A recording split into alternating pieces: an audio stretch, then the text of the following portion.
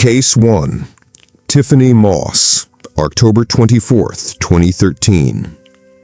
911 dispatch received a chilling call. A woman with a calm and rehearsed voice reported that her 8-year-old stepdaughter had died peacefully in her sleep. But what investigators discovered inside the home would shatter that false story. In a trash can, wrapped in blankets, was the emaciated body of 8-year-old Imani Moss. Weighing just 32 pounds, her face was gaunt and her body skeletal. She had been starved to death, and in an attempt to conceal her crime, her body was set on fire. At the center of the investigation was Tiffany Moss, Imani's stepmother. A former preschool teacher with no prior criminal record, Tiffany had been married to Imani's father, Ayan Moss. But behind closed doors, Tiffany had turned their home into a prison for Imani. Once a bright and cheerful child, Imani's life had taken a tragic turn. She began to miss school frequently and writhed with bruises, black eyes, and a malnourished appearance. She confided in her teachers that she wasn't being fed and that her stepmother hated her. Despite multiple reports, the system failed her at every turn. Tiffany and Ayan always had an explanation, claiming that Imani was a troubled child and that her accusations were fabricated. In 2013, after a previous child abuse charge was dismissed, custody of Imani was returned to her father and Tiffany. This decision would prove fatal. Tiffany isolated Imani from everyone, stopping her from attending school, locking her in a bedroom, and depriving her of food, water, and light. She was fed only bread, sometimes moldy, sometimes nothing at all, while Tiffany's biological children were well fed and loved. Imani's suffering continued in silence. She became too weak to stand, too dehydrated to cry. When she finally died on or around October 24, 2013, Tiffany Moss did not call the authorities. Instead, she and Ayan tried to burn Imani's body in a metal garbage can, using charcoal and lighter fluid. They left her body in that can for several days. Eventually, overwhelmed by guilt and unable to cover up the crime any longer, Ayan Moss called 911. When the officers arrived, Tiffany was cold, silent, and detached. She showed no emotion and said very little. Her trial revealed the full extent of her cruelty. Tiffany refused legal counsel, did not defend herself, and chose not to cross-examine any witnesses. She sat motionless as prosecutors presented a harrowing timeline of the abuse, starvation, and death that Imani had suffered. Tiffany offered no explanation, no apology, and no tears. It took the jury less than 3 hours to find Tiffany Moss guilty. She was sentenced to death, making her the first woman in Georgia to receive the death penalty in over 20 years. Case 2. Cynthia Kadabaka. Date: morning, 2014. Just before dawn, the call came in. Shots fired. Inside a home, a man was found dead, the victim suffering multiple wounds from close-range gunshots. George Eustachio, 53, a father, husband, and well-known member of the local community, had been shot 10 times in his bedroom. Some bullets struck his back, while others hit his chest and face. Police launched a homicide investigation. The house was pristine, no signs of struggle, no indication of robbery. However, there was one glaring issue. A family member was missing. Cynthia Kadabaka, the 63-year-old mother-in-law of the victim, was nowhere to be found. Later, that same day, Cynthia calmly walked into the Vista Sheriff's Station. She wasn't there to report a witness statement. Instead, she announced herself as the shooter. "I shot him. I shot him 10 times. I shot him until he was dead. And then I went to breakfast," she told the stunned investigators. She admitted to everything without hesitation, explaining that she had been planning the murder for weeks. In the interview room, Cynthia remained composed. She casually crossed her legs, smiled, and even bragged about her actions. She described how she had made sure the gun was loaded, emptied the clip into her victim, and walked out of the house undetected. She even chuckled when recounting how she stopped for coffee at Starbucks and treated herself to a fancy breakfast, calling it a reward for doing what had to be done. Cynthia, a retired grandmother, wasn't a hardened criminal. However, underlying resentment had been building for years. She claimed that Giovanni was controlling, abusive, and degrading. She said he treated her like a servant, mocked her, and ordered her around. According to her, he called her crazy and forbade her from speaking Spanish in their home. She described him as a dictator ruling the household with an iron fist. However, the rest of the family painted a different picture. Giovanni's wife, Cynthia's own daughter, said he could be strict, but was ultimately a devoted father. Others described him as traditional, but not abusive. Still, Cynthia felt she had endured enough. "He ruined my life. He treated me like garbage, so I took out the trash," she told detectives. Investigators retrieved surveillance footage from a camera outside the home, capturing Cynthia calmly walking to her car, showing no panic or rush. Later that day, she returned home, shopping bags in hand as though nothing had happened. In 2015, Cynthia Kadabaka stood trial for first-degree murder. The prosecution played her interview tapes, showing her laughing and smirking. She exhibited no remorse, offering neither an apology nor an explanation for her actions. The prosecution described her crime as a premeditated execution, and the jury agreed. Cynthia Kadabaka was sentenced to 50 years to life in state prison. She will be 113 years old before she is eligible for parole. While Cynthia called her sentence a form of justice, the family saw it as a deep betrayal. Cynthia claimed she had acted in defense of her dignity, but the truth was darker. She didn't just kill a man, she celebrated it. Case 3.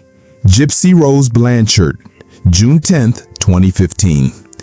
The community was in shock when a disturbing message was posted on the Facebook account of Dee Blanchard, a devoted mother and full-time caregiver. The message read simply, "F is dead." This shocking announcement was followed by the discovery of Dee Blanchard's body inside her home. Police were dispatched immediately, finding the front door locked, the lights off, and no answer to their knocks. Inside the bedroom, Dee was discovered face down, stabbed 17 times. But the real question was, where was her daughter, Gypsy Rose Blanchard? Gypsy was a young woman known for being wheelchair-bound, suffering from leukemia, muscular dystrophy, and a range of other debilitating illnesses. At first, the search focused on whether Gypsy had been kidnapped or possibly murdered as well. The next day, the story took a dark and unexpected turn. Gypsy Rose was found alive in Wisconsin, not in a wheelchair, not weak, and certainly not sick. She was standing, walking, and smiling beside her boyfriend, Nicholas Godejohn. The truth began to unravel quickly. What was revealed was even more shocking than anyone could have imagined. Dee Blanchard had never been just a caregiver. She was the mastermind behind a web of deception that stretched far and wide. She had convinced doctors, neighbors, charities, even her own daughter, that Gypsy was gravely ill. But in reality, Gypsy was never truly sick. Dee had forced her to shave her head, confined herself to a wheelchair, and fed her through a feeding tube she didn't need. Dee subjected her to unnecessary surgeries and medications, some of which were irreversible. It was a textbook case of Munchausen syndrome by proxy, where a mother invents a child's illnesses to gain sympathy, control, and attention. Gypsy's life was a prison masked as a dream. She had a false reality filled with Make-A-Wish trips, free housing from Habitat for Humanity, and charity events where she dressed as a princess. Meanwhile, she was being both psychologically and physically abused behind closed doors. As the years went on, Gypsy began looking for a way out. She created secret Facebook accounts and exchanged private messages, searching for an escape. In 2013, Gypsy met Nicholas Godejohn online. They connected, and together they devised a plan to end Dee's reign of terror. After much planning, they decided that Dee had to die. On June 10, 2015, Nicholas traveled from Wisconsin to Missouri. While Dee slept, he entered the house with Gypsy, waiting in the bathroom, covering her ears. Nicholas stabbed Dee 17 times. The two fled, mailing the murder weapon and posting the infamous message on Facebook announcing Dee's death. 2 days later, both Gypsy and Nicholas were arrested. During the interrogation, Gypsy confessed to the murder, admitting it was her only way out of the nightmare that had been her life. Investigators labeled the crime as premeditated, carefully planned, and executed with intent. However, the motive went behind just a desire for freedom or love. It was about a life that had been stolen, one medical lie at a time. In 2016, Gypsy Rose Blanchard took a plea deal, accepting a 10-year sentence for second-degree murder. Nicholas Godejohn went to trial, where the jury convicted him of first-degree murder. He was sentenced to life in prison without the possibility of parole. The case raised numerous painful questions. How did so many medical professionals fail to see the truth? How could a mother fabricate an entire medical history for her child? How far will a victim go to regain her life? And once justice was served, was it too late to separate the victim from the criminal? Case 4. Nikki Secondino. Early morning, 2022. At the crack of dawn, 911 dispatchers received a frantic call from a teenager claiming that a masked intruder had broken into her Brooklyn apartment and attacked her family. However, what police discovered inside was far more sinister than the teenager's initial story suggested. Nikki Secondino, then 22 years old, was bleeding from superficial wounds. Her younger sister, Liana, just 19, lay lifeless from multiple stab wounds. Their father, Carlos Secondino, was clinging to life, his chest punctured in a brutal assault. As detectives investigated the blood-stained apartment, inconsistencies in Nikki's story began to unravel. Surveillance footage revealed no sign of a break-in, and her injuries did not match the severity of the chaotic scene she described. Eventually, Nikki confessed with chilling calm. She admitted to grabbing a kitchen knife in a moment of rage. She killed her sister first, then turned the blade on her father. There had been no intruder, no home invasion, just a horrific family tragedy. Case 5. Shaye Groves. Date July 17th, 2022. On July 17, 2022, 25-year-old Frankie Fitzgerald was found dead in the bedroom of Shaye Groves. He had been stabbed 22 times in the chest and neck, his throat slashed open. When police arrived, Shaye appeared calm, calculating, and even rehearsed in her demeanor. She claimed she had acted in self-defense, stating that Frankie had tried to attack her. But as detectives dug deeper, they uncovered a far darker and more disturbing reality. Shaye Groves had an intense obsession with true crime, but it wasn't just an interest, it was an idolization of the killers themselves. She had decorated her bedroom to resemble a shrine to death, keeping a collection of weapons and even filming mock interrogations where she pretended to be either a detective or a victim. But this time, the bloodshed was very real. Shaye and Frankie had been in a toxic on-and-off relationship, one fueled by jealousy, manipulation, and control. Their intimacy often blurred the lines between love and violence. Shaye filmed their sexual encounters, sometimes without Frankie's consent, and tracked his every move by monitoring his phone and interrogating him through text messages. When she discovered that Frankie had been messaging another woman, something inside her snapped. On the night of the murder, Shaye waited until Frankie had fallen asleep. Then she struck him with 22 stab wounds, followed by a deep slash to his throat. With his blood still on her hands, she stepped outside for a cigarette break before calling her best friend. "I did it. I stabbed him. It's really bad," she said in the phone recording. She then began to create an alibi, cleaning the crime scene, lighting candles, and incredibly, editing a video montage of their relationship set to sad music, all while his lifeless body lay cold on her bed. For 24 hours, she did not call the police. During the trial, Shaye claimed she acted in self-defense, but forensic evidence disproved her story. There were no defensive wounds on her body, no signs of a struggle, only evidence of her rage, her planning, and her obsession.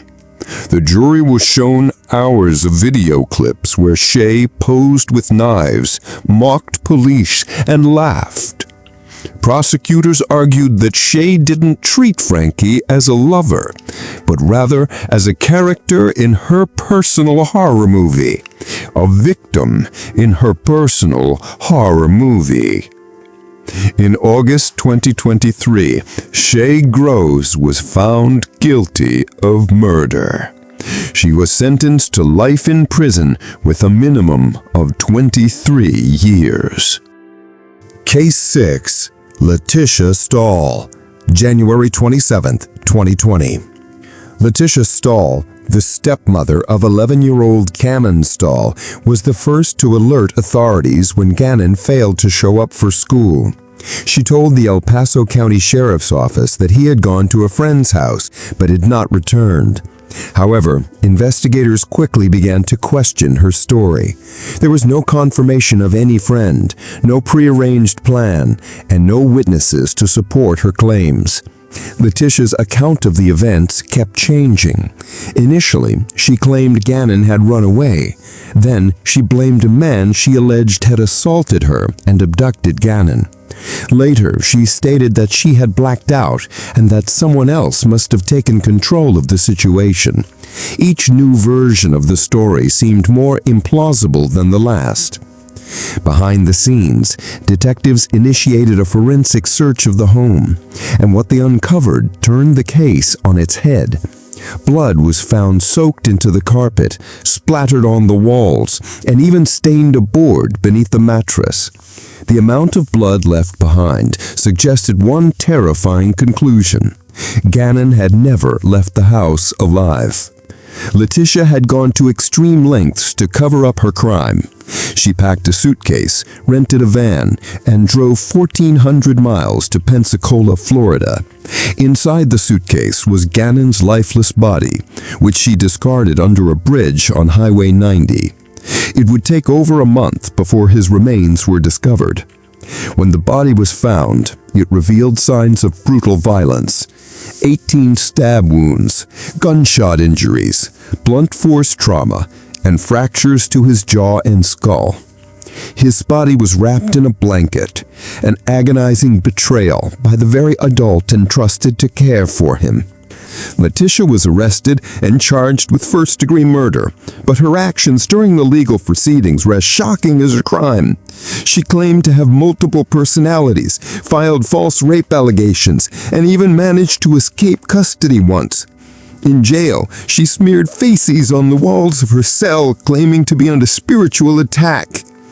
In court, Leticia fired her attorneys and chose to represent herself. Her behavior was erratic, often making nonsensical arguments and refusing to cooperate. It wasn't just the heinous crime that disturbed the public, but also her cold, theatrical unraveling throughout the trial. The prosecution presented over 900 pieces of evidence, painting a chilling picture of Leticia's obsession with control, her hatred for Gannon, and the rage she held for his father. Her own daughter testified against her, and her friends distanced themselves as her excuses crumbled. On May 8, 2023, Leticia Stauch was found guilty of all charges. She was sentenced to life in prison without the possibility of parole. But the damage she caused is irreparable, and the consequences of her actions will haunt everyone involved for years to come.